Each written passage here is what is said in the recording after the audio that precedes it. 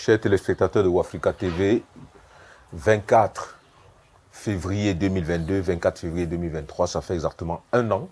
Nous célébrons, si on peut appeler comme ça, l'anniversaire de ce conflit entre la Russie et l'Ukraine, ou bien entre la Russie et l'OTAN, comme on le saura à l'issue de l'échange qu'on aura avec le docteur Edouard Yogo dans un moment. Bonjour docteur. Bonjour et merci pour votre invitation. Merci infiniment d'avoir accepté l'invitation de Wafrica TV. Nous sommes le 24 février, docteur. Ça fait un an que la guerre en Ukraine, entre la Russie et l'Ukraine, ou bien entre la Russie et l'OTAN, parce que selon comment on peut voir la main de l'OTAN, on peut voir la main des Occidentaux, on peut voir l'Ukraine, on peut penser l'Ukraine comme un pays instrumentalisé pour défendre une cause. Qu'est-ce que vous pensez de cela d'ailleurs, à moins introductif? Est-ce que l'Ukraine est instrumentalisée? Est-ce qu'on peut dire ça comme ça? Bien, merci de me passer la parole. Oui, ça fait un an que la guerre persiste et puis l'Ukraine résiste. La Russie est toujours présente et contrôle l'est du pays. Oui.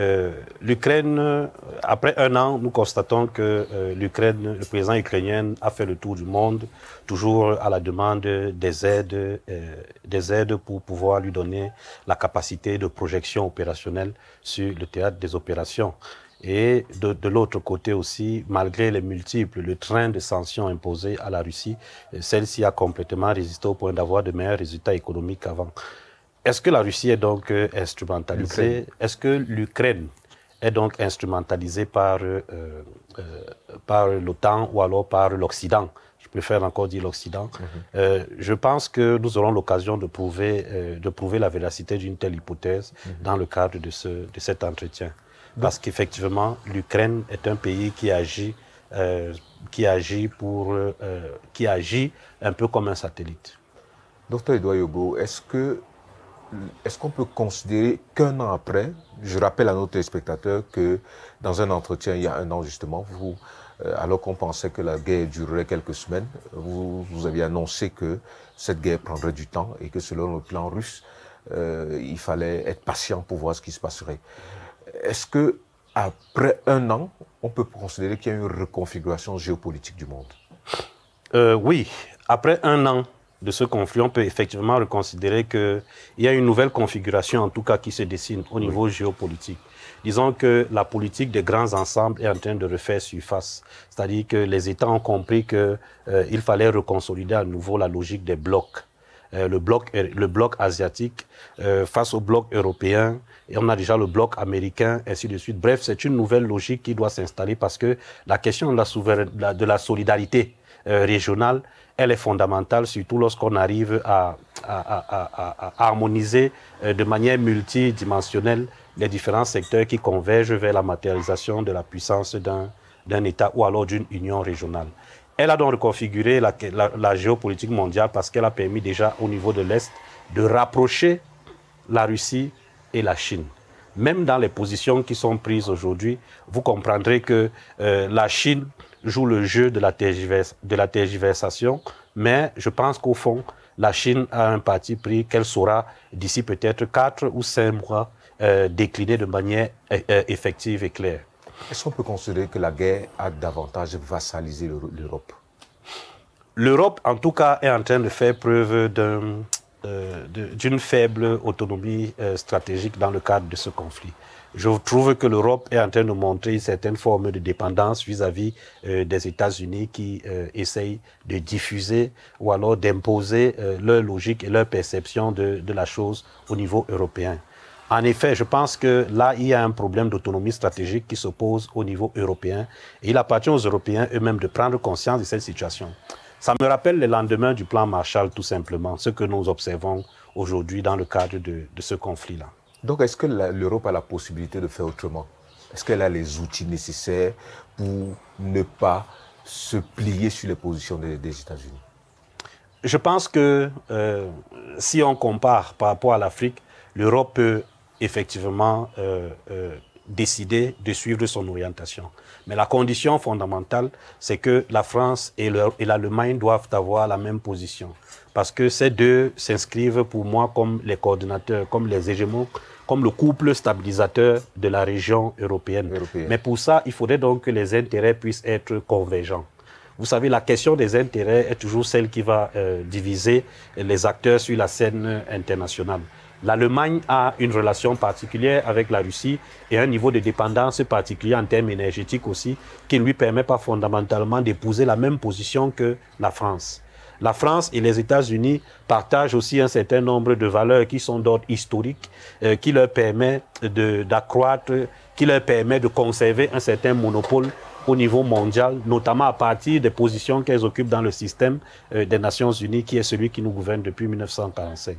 Donc vous voyez que c'est possible dans la mesure où les intérêts sont convergents, mais alors converger les intérêts demeure donc une question très difficile parce qu'à un moment donné, il faudra bien régler la question russe et surtout, comment je vais dire, améliorer la position de ceux qui ont une dépendance, diminuer la dépendance des partenaires qui sont très proches de la Russie.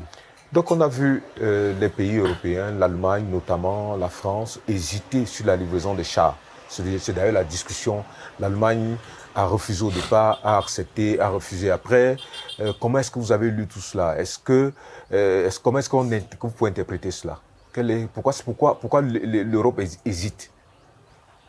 Oui, d'abord, il faut qu'on essaye de comprendre que envoyer des armements, surtout le type, les armements, l'arme aérienne et l'arme, les chars aussi, exigent aussi après un vaste plan de mobilisation sur le théâtre des opérations. Vous savez, si aujourd'hui on envoie les armes que l'Ukraine demande, ils ne pourront pas servir dans le premier trimestre parce qu'il faudra s'organiser en termes de logistique et tout ce que ça comporte. Il faudra une formation ainsi de suite sur l'utilisation. Ils ne peuvent donc pas aussi, il y a aussi la question parfois du transfert de technologie qui bloque. Parce qu'à un niveau d'armement, il y a aussi la question de la technologie qui fait parfois la spécificité d'une armée. Et donc, non seulement il y a donc cette question de formation, et donc ils ne peuvent pas agir directement sur le théâtre des opérations. L'hésitation, pour moi, serait simplement liée au fait que l'Ukraine, le fait que la Russie aussi avait posé un veto en cas d'intervention effectivement matérielle sur le théâtre des opérations. Oui. N'oublions pas qu'il y a eu avant tout cet avertissement qui avait été donné par les Russes.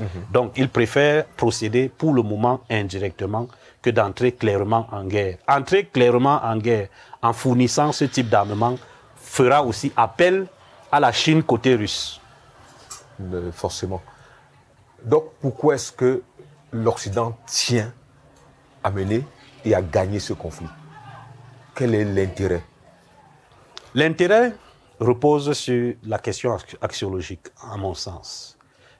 Gagner la guerre en Russie, c'est brandir l'hégémonie de la civilisation occidentale. On va dire, c'est brandir la consolidation de l'hégémonie occidentale sur le monde. Or, aujourd'hui, le conflit n'a pas seulement la dimension opérationnelle que nous voyons, il a une autre dimension qui s'étend aussi dans le champ civilisationnel, dans le champ culturel. Parce que l'ordre gouvernant d'aujourd'hui est l'ordre que nous connaissons depuis 1945, qui a imposé une histoire, qui a imposé un mode de vie, qui a imposé une culture, qui a imposé une perception. Aujourd'hui, il faut donc transformer tout cela et imposer de nouvelles sensations, de nouvelles orientations qui permettront donc au monde de comprendre qu'il y a une alternative. Le monde tel que nous le vivions avant cette guerre ne nous offrait pas forcément cette alternative-là. La Russie est décidée de brandir une nouvelle configuration du monde, mais aussi de brandir un nouvel ordre culturel qui pourrait s'imposer aussi comme étant l'alternative à ce que nous avons. Et cela pourrait donc conduire le monde à entrer dans une forme de division et pour les partenaires intelligents à diversifier davantage. Du coup, on peut considérer que la Russie représente tous les peuples opprimés. Non. La Russie représente sa culture. La Russie représente ses intérêts à elle. Sauf que ici, il y a une question d'interdépendance. Il y a une question d'entremêlage au niveau des intérêts. Vous savez, le combat que mène la Russie, c'est une affaire de bloc, comme je vous ai dit. Avant que ce ne soit d'abord une question personnelle, il y a la question régionale aussi qui compte. Le bloc occidental lui-même est divisé, mais s'entend au niveau de l'expansion et de la diffusion de sa valeur, de ses valeurs. Parce que la valeur, c'est ce qui permet de voir le monde d'une certaine façon. Oui. La valeur, c'est ce qui permet d'agir d'une certaine manière. Oui. Parce que la puissance, c'est la capacité de faire faire et d'empêcher de faire. À partir des valeurs, vous avez la possibilité de le faire, mais vous le faites au mieux de vos intérêts. Pour cela, vous avez besoin d'alliances, vous avez besoin d'alliés, vous avez besoin de réseaux. La Russie, lorsque la Russie aussi essaye de s'étendre dans ce champ, certes, c'est la civilisation russe qu'elle veut brandir, mais il y a d'abord l'Est, la perception de l'Est, parce que l'Est aussi se reconfigure et essaye de vouloir proposer et s'imposer aussi sur la scène internationale telle que nous voyons aujourd'hui. On parlera de l'Afrique à la fin, mais ce qui m'intéresse, et j'insiste sur la question, c'est de savoir que gagnent tous les pays qui se mettent derrière la Russie. Est-ce que ce n'est pas le signe... Est-ce que la Russie ne représente pas pour eux quelqu'un qui dit non à quelque chose qui est imposé malgré soi et qu'on subit depuis des siècles, en fait? Vous savez, le 15 septembre 2022, oui. La Russie a organisé un sommet qui regroupait l'ensemble des pays qui avaient des tensions avec les États-Unis. L'idée était donc de sortir de cette domination qui est imposée par les États-Unis. L'idée était aussi de reconfigurer, d'adopter, d'élaborer une nouvelle politique régionale, un nouveau réseau. L'idée était aussi financièrement de créer une certaine forme d'autonomie financière. Et si vous le remarquez bien, je pense que ce sont les BRICS qui aujourd'hui ont créé leur propre banque financière. Une banque, je crois, qui leur permettrait d'éviter déjà de faire des prêts au niveau du FMI. Donc, nous sommes dans une logique où il faut se préparer à vaincre, à endiguer le niveau d'autonomie financière, mais aussi politique. Donc, voilà ce que recherchent les pays. Mais pour ça, on a besoin d'une opportunité. Et l'opportunité, c'est ce que la Russie a pu offrir au bloc de l'Est. Et du coup, parlons de l'économie russe. Parce que le FMI annonce là que pendant l'année, la Russie n'a pas régressé malgré les sanctions. Je pense que je ne sais plus quel est le nombre de sanctions qui a déjà été imposé. Malgré les sanctions, la Russie a plutôt fait son chiffre sur le plan économique. Oui, c'est donc ce qui est étrange. Oui. L'Occident avait beaucoup misé sur ce train de sanctions. On avait prédit que la Russie allait s'effondrer financièrement. On avait prédit que l'économie russe n'allait plus fonctionner. Oui. Sauf que pour contrecarrer cela, la Russie a d'abord imposé le rouble comme monnaie d'échange. La Russie a élevé les taux d'intérêt au niveau de sa banque centrale. La Russie a transformé les intérêts des compagnies étrangères qui se trouvent en son sein en rouble. C'est-à-dire que ce n'était plus le dollar qui était la monnaie l'étalon de mesure, mais c'était maintenant le rouble qui devenait l'étalon de mesure. Et la Russie a certes vendu peu de pétrole, mais plus cher, ce qui rivalise avec ses entrées des années précédentes, de l'année précédente, le début de la guerre. En plus de ça, la diversification des partenariats. Le bloc de l'Est se ravitaille principalement maintenant au niveau de la Russie. Donc ça fait que tout cela a permis à la Russie de stabiliser son économie. D'ailleurs, d'avoir même une certaine croissance qui se lève autour de 0,2% et qui est annoncée à plus de 2% l'année prochaine. Vous voyez donc que je vous avais dit l'année dernière que voilà un pays qui s'est organisé pour 3 ans. La Russie est dans la patience. On ne fait que déclarer la question d'opération spéciale comme si opération spéciale veut dire ponctuelle. La spécialité de l'opération ne relève pas sur sa ponctualité, mais sur la qualité des cibles, des acteurs et de la menace qui est en jeu. Oui. Voilà sur quoi repose la question. La Russie est prête et est préparée encore pour un certain nombre d'années. Docteur, on dit d'ailleurs que la Russie continue de vendre le pétrole aux Occidentaux via les pays qui lui sont partenaires. Et ce pétrole-là, forcément, coûte plus cher, puisque ces pays-là doivent réussir à avoir leur profit sur le pétrole qui est vendu. Effectivement, il coûte plus cher, il est de très bonne qualité, il est bien traité, la route est rapide parce que la Russie, elle a accès à la mer Noire, donc elle contrôle toujours les routes stratégiques qui sont importantes pour elle. Vraiment, ces mesures sont fallacieuses. Ces mesures sont fallacieuses et n'arrivent en rien à toucher la Russie. Maintenant, parlons un peu du coût économique que la guerre coûte à l'Europe. C'est-à-dire que, parce que l'Europe se tourne vers les États-Unis pour acheter du pétrole et du gaz, 7 fois, 10 fois plus cher. Est-ce que l'intention derrière des États-Unis, on parlait de la vassalisation de l'Europe tout à l'heure, est-ce que l'intention derrière, ce n'est pas de faire asseoir l'Europe davantage et de montrer, de dominer, j'ai envie de dire finalement cette civilisation occidentale-là, afin de faire face aux autres en tant que maîtresse unilatérale? L'année dernière, toujours ici, j'avais dit que tant que la guerre perdure, tant que les Européens se lancent dans cette guerre, ce sera bénéfique pour les États-Unis. Oui. Parce que, comme ils sont dans un système d'alliance, il faut opter pour les mêmes positions. Ça veut dire que tous ceux qui ont des contrats avec la Russie, à un moment donné, devraient plutôt regarder du côté de l'Ouest que du côté de l'Est, même si l'Est, pour eux, paraît plus proche et donc est un raccourci pour le ravitaillement et coûte moins cher aussi pour alimenter. Donc, à partir d'un certain moment, effectivement, au plan économique, effectivement, le grand gagnant côté Ouest, ce sont les États-Unis. D'abord, la guerre ne s'opère pas sur son territoire. Elle s'opère en Europe.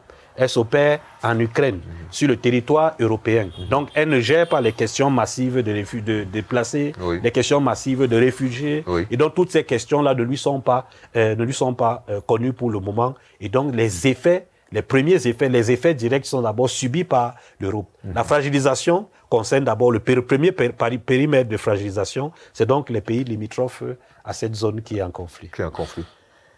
Donc, parlons de l'Afrique. Oui. Parlons de l'Afrique dans ce conflit et commençons déjà par notre économie. On a vu à un moment donné de la guerre, je crois c'est 2-3 mois après le début de la guerre, qu'on n'avait pas de blé, on n'avait pas de farine. Et c'est à ce moment que les populations africaines se sont rendues compte que notre blé, notre farine venait d'Ukraine. Voilà. Comment est-ce que l'Afrique a bénéficié d'un an de guerre en Ukraine? Voilà, il y a un pays qui me semble être un exemple, un modèle, c'est le Bénin. C'est-à-dire que dans le cadre de cette crise, depuis qu'elle a commencé, le Bénin, lui, se savait dépendant sur la question du blé. Le Bénin a donc industrialisé la production du blé. Le Bénin a levé la TVA sur les agriculteurs du blé. Le Bénin a diversifié ses partenariats sur la question du blé. Et il a regardé aussi vers l'Est, l'autre Est aujourd'hui, c'est-à-dire que les pays émergents du type Pakistan, Inde, ainsi de suite. Donc, le Bénin a essayé de transformer la situation au mieux de ses intérêts. Des pays qui en ont souffert, comme le Sénégal, qui est ouvert à 50% vers l'extérieur, ou encore l'Égypte, qui était dépendante à 80%, ont subi de plein fouet les effets de cette crise-là. Je pense donc que la solution pour l'Afrique, c'est donc d'abord dans sa capacité à coopérer sur la question agricole, à travailler collectivement pour agréger ses capacités de production, mais aussi à diversifier ses partenariats avec d'autres acteurs et à mettre en place des politiques incitatives en matière agricole. Il appartient donc à l'Afrique de le faire. Et puis des pays un peu comme le Cameroun, qui ont une économie très diversifiée et qui ont des partenaires diversifiés aussi, ont plus ou moins, n'ont pas beaucoup subi les effets, les affres de cette crise-là. Donc tout repose aussi sur la capacité à diversifier les partenariats économiques. Donc est-ce qu'il n'aurait pas été bien que l'Union africaine profite d'une telle situation pour réaliser la corrélation, la fédération entre les pays? C'est l'idéal, parce que vous savez que comme l'institution qui la finance aussi est en crise, enfin, a un intérêt à gérer la question ukrainienne, on ne peut pas encore penser à l'Union européenne à l'Union africaine pour envoyer de l'argent. C'est une question de moyens. C'est pour ça qu'il faut au moins commencer au niveau des États, de coopérer entre les États en essayant de créer des champions régionaux ou alors des champions sous-régionaux. Les champions régionaux, des champions nationaux, des champions régionaux, peut-être sur la question agricole, le blé. Enfin, on diversifie dans tous ces domaines-là. On commence d'abord à l'interne, après on agrège de manière bilatérale, peut-être multilatérale, pour qu'un jour, enfin, on arrive au plus grand sommet. Donc, j'opère en fait par cercle concentrique dans ma perception de voir la chose, parce qu'au sommet, il y a déjà une entrave qui est celle de la dépendance économique, mais aussi financière. L'Union africaine, son porte-monnaie, c'est l'Union européenne. Mais il faut bien qu'à un moment donné, qu'on élabore des stratégies pour pouvoir être avant-gardiste sur les questions. Est-ce que, en tant que géostratège, qu'est-ce que vous dites à l'Union africaine? L'Union africaine doit développer son projet géopolitique, un projet de reconfiguration, de matérialisation de sa puissance, qui passe donc d'abord par la maîtrise de son espace. Maîtriser l'espace ici, c'est la connaissance d'abord de l'espace, de ce qu'on a à l'intérieur et de la capacité de transformation aussi de ce que nous avons dans notre espace. Maîtriser l'espace, c'est aussi disposer de la capacité de faire le lien entre le lieu de production et le lieu de commercialisation. C'est de maîtriser la route qui vous permet d'arriver là-bas. Maîtriser l'espace, c'est aussi savoir comment, c'est aussi dresser une carte des partenariats qui vous sont très importants. Pour faire tout cela, il y a donc d'abord des conditions minimum de démocratisation. Vraiment, dans un système qui n'est pas pluraliste, dans un système qui n'est pas structuré, dans un système qui n'est pas organisé solidement, dans un système qui ne repose pas sur les institutions, mais sur les personnes, il est très difficile de pouvoir matérialiser un projet géopolitique et le voir se consolider. Donc, sur les votes aux Nations Unies, par exemple, est-ce qu'on peut considérer que l'Afrique s'est quand même affirmée? Est-ce qu'on peut... Quelle lecture vous en faites? Oui, vous parlez des pays qui ont voté... Pays qui ont voté contre, des pays qui se sont abstenus. Voilà, est-ce que... Oui, vous savez, il y a des pays qui ont décidé de s'affirmer clairement leur position vis-à-vis de la Russie. Ça revient à ce que je vous disais que à un moment donné, si le conflit perdure, on risquera d'arriver dans un système où il faut choisir. On risquera d'arriver dans un système où certains devront choisir ou d'autres devront jouer au double jeu, et ainsi de suite. Bon, je pense que c'est aussi une façon d'affirmer sa position, c'est une façon de montrer son positionnement stratégique aussi à la face du monde. Pendant ce temps, on voit le ministre des Affaires étrangères russe qui a fait le Mali la dernière fois, qui était en Afrique du Sud, qui continue certainement. Et ce qu'on entendait dans les médias occidentaux, c'était que c'était pour bénéficier du vote des pays africains lors s'il y avait un vote aux Nations Unies. Comment vous disons que le conflit russo-ukrainien a aussi mis en exergue un second conflit, ou alors un second champ de bataille, qui est aussi celui de la conquête de nouvelles zones d'influence, parmi lesquelles l'Afrique aussi en fait partie. Vous suivez? L'Occident avait des zones d'influence, mais aussi des glacis stratégiques en Afrique. La Russie n'avait que des zones d'influence et aujourd'hui, elle voudrait avoir des glacis stratégiques, c'est-à-dire que pouvoir disposer de bases, ainsi de suite. C'est ça que j'appelle les glacis stratégiques. Donc, aujourd'hui, c'est la seconde zone dans laquelle s'opère donc le conflit, on va dire la bataille sur le contrôle du monde. Parce que pour contrôler le monde, il faut disposer d'alliés, mais il faut disposer aussi de zones d'influence, mais aussi de glacis stratégiques qui peuvent permettre de raccourcir les distances. Vous raccourcissez les distances entre vos intérêts, entre les lieux où sont produits vos intérêts et ceux où vous voulez les commercialiser ou alors les transformer. Vous suivez donc, c'est un axe important, fondamental, dans lequel nous verrons encore aussi des batailles se poursuivre. Ils sont nombreux les Français qui considèrent que la Russie est en train de les combattre en Afrique. Ils sont très nombreux qui considèrent. Je pense d'ailleurs que les Russes ont d'ailleurs rappelé qu'ils étaient là au moment ils ont participé à libérer le continent africain. Quelle lecture vous en faites?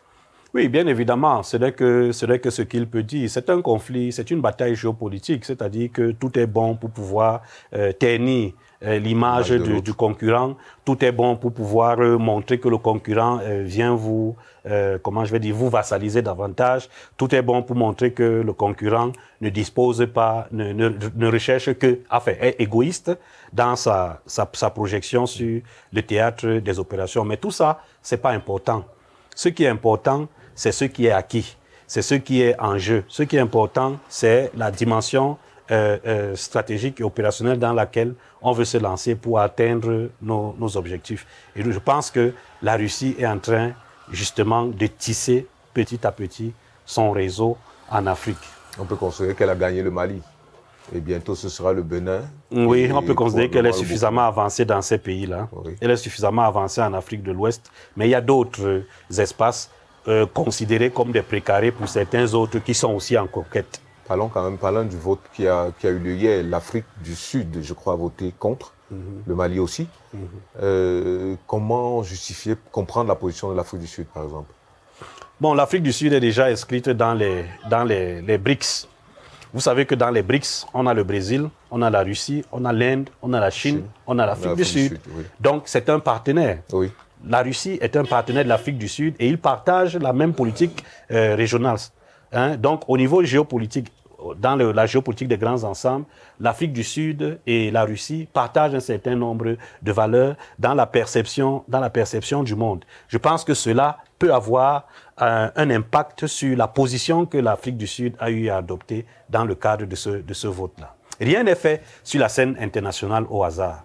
Vous suivez? Même les positions que les uns prennent sont des positions qui sont calculées et dépendent d'une certaine trajectoire historique, politique, économique et stratégique. Donc, je pense que au niveau de l'Afrique du Sud, nous pouvons nous appuyer sur leur appartenance commune aux BRICS. Dr Edouard Yogo, la guerre va peut-être encore durer. Oui, la guerre va encore durer si l'égoïsme, si les pays refusent de négocier. La guerre va encore durer si les égos des acteurs continuent à prendre le dessus sur la pacification ou sur la sécurité humaine sur le théâtre des opérations. Quelles sont les éventualités? Qu'est-ce qui peut se passer? Est-ce qu'on peut s'attendre à ce que, je mets la première éventualité, que les Ukrainiens se fatiguent et demandent à leur gouvernement de plier bagage? Bon, tel que j'observe la scène, l'actualité aujourd'hui, il me semble que du moins pour les 6 prochains mois, l'Ukraine n'est pas dans une position de retrait ou alors de repli. Oui. Il me semble que le voyage, la tournée que venait de faire Zelensky, si elle rapporte, on pourrait voir que l'armement demandé commence à être fourni à son pays et d'ici 3-4 mois, on pourrait le voir encore plus résistant. Pour le moment, leur niveau de résistance, on va dire, est un peu faible, mais ils continuent quand même à conserver certaines positions sur le théâtre des opérations. Je pense aussi que si l'aide est fournie, la Chine aussi va entrer en jeu en fournissant aussi de l'aide à la Russie. Donc c'est un conflit qui, à la fin, il risque de sortir du cadre de 2 acteurs ou alors d'un acteur face à un bloc à une série de blocs qui s'affrontent, à 2 blocs principaux qui s'affrontent, notamment l'Est et l'Ouest, et qui pourraient nous ramener vers la logique antagoniste de la guerre froide. Donc, je suis encore très prudent sur ce que je dis, mais à l'observation des choses, déjà sur la dimension opérationnelle des aides, nous devons faire attention. Si le voyage réussit, c'est-à-dire les conclusions de son voyage réussissent, c'est-à-dire que la fourniture d'armes, on pourra aussi voir la même chose du côté de la Chine et peut-être une nouvelle forme d'embrasement sur le théâtre des opérations qui pourrait conduire donc à d'autres effets. Donc pendant ce temps, j'ai envie de dire, je vais utiliser un terme, et je l'assume, Poutine a privatisé la guerre à Prigojine. Privatiser la guerre, Poutine est patient. Poutine, lui, il est patient. Poutine, je ne pense pas qu'il la privatise, mais je pense qu'il est en train de faire exprès de la faire perdurer. Parce qu'il s'est inscrit dans la dimension de la fatigue sociale, il s'est inscrit dans l'usure. Et s'inscrire dans cette dimension-là, c'est aussi faire preuve d'une capacité militaire importante. Donc je pense qu'avec le temps, nous verrons entrer en jeu d'autres acteurs si les aides continuent à se multiplier. Comment est-ce qu'on peut lire ça? On fait rentrer les soldats d'État, on laisse à une armée privée qui essaie de gagner les espaces qu'elle peut gagner, le temps de se reconstituer. L'armée privée et les mercenaires, oui. Vous faites allusion aux mercenaires? Oui, même si on dit de ne pas les appeler ainsi. Oui, c'est ce que je voulais dire. C'est-à-dire que dans cette guerre, il y a la question de l'image qui est en train de prendre le dessus.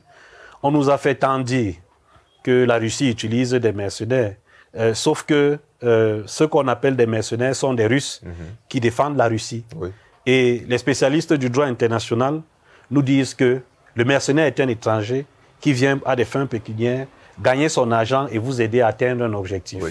Mais dans le cas précis, non seulement ils ne sont pas financés par l'État russe, mais par le privé, mais ce sont d'abord des Russes qui défendent la Russie, et donc ce n'est pas une privatisation de la guerre. C'est la Russie qui est toujours en train de se battre. Oui. Je pense que nous devons faire attention au concept que les uns et les autres utilisent et mobilisent pour instrumentaliser l'opinion internationale. Vous suivez? Oui. Par contre, les mercenaires sont plutôt utilisés du côté, abondamment utilisés du côté ukrainien. Oui.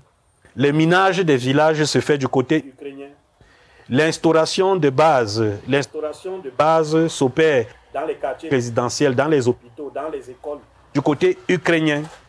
Et lorsqu'on bombarde ces espaces, on accuse la Russie d'avoir enfreint le droit international, mais on ne regarde pas l'étiologie du phénomène qui a poussé au bombardement, c'est-à-dire le fait d'avoir instauré des bases ou alors instauré des postes de commandement dans des zones sensibles. Les institutions sociales. Voilà. Et est-ce que nos pays vont tenir cette guerre? Vous et moi savons qu'il y a l'incidence financière surtout est forte sur nos pays en Afrique. Est-ce que vous pensez qu'on va tenir? Est-ce que ce n'est pas le moment, et c'est la dernière question de notre échange, est-ce que ce n'est pas le moment de se penser soi-même? Oui, c'est le moment, sauf que l'Afrique est tellement engluée dans un fagot de problèmes qu'elle n'arrive pas à se délier. Vous suivez? Oui. En fait, tout ce que vous dites, c'est ce que nous pensons, nous prenons le temps à toujours, nous incitons toujours dessus depuis plusieurs années. Oui. L'Afrique aujourd'hui doit sortir de ce carcan qui l'oblige à être dépendante. La lutte contre la dépendance, la question de l'autonomie stratégique, la question de la profondeur stratégique, la question de l'autonomie financière, ce sont des éléments qui sont fondamentaux pour l'Afrique. Elle doit pouvoir le faire, mais à condition de prendre conscience du fait que tout est dans sa capacité à consolider la solidarité. L'union régionale est aujourd'hui pour moi l'opportunité ultime pour l'Afrique de pouvoir se lever, au moins au niveau des blocs sous-régionaux, CEAC, IGAD, et ainsi de suite, que l'Afrique commence déjà à fonctionner normalement, que l'Afrique commence déjà à comprendre la nécessité de travailler ensemble, à comprendre la nécessité de rendre compatibles ces instruments et de rendre interopérationnels ces mécanismes sur les théâtres des opérations. Ce sont des éléments fondamentaux qui nous permettent, après avoir harmonisé toutes les politiques sectorielles, de pouvoir brandir une seule identité économique, politique et financière sur la scène internationale et agir au mieux de nos propres intérêts que ceux des autres. Merci infiniment, Dr. Ebou. C'est moi qui vous dis merci. Chers téléspectateurs, à très bientôt sur Africa TV.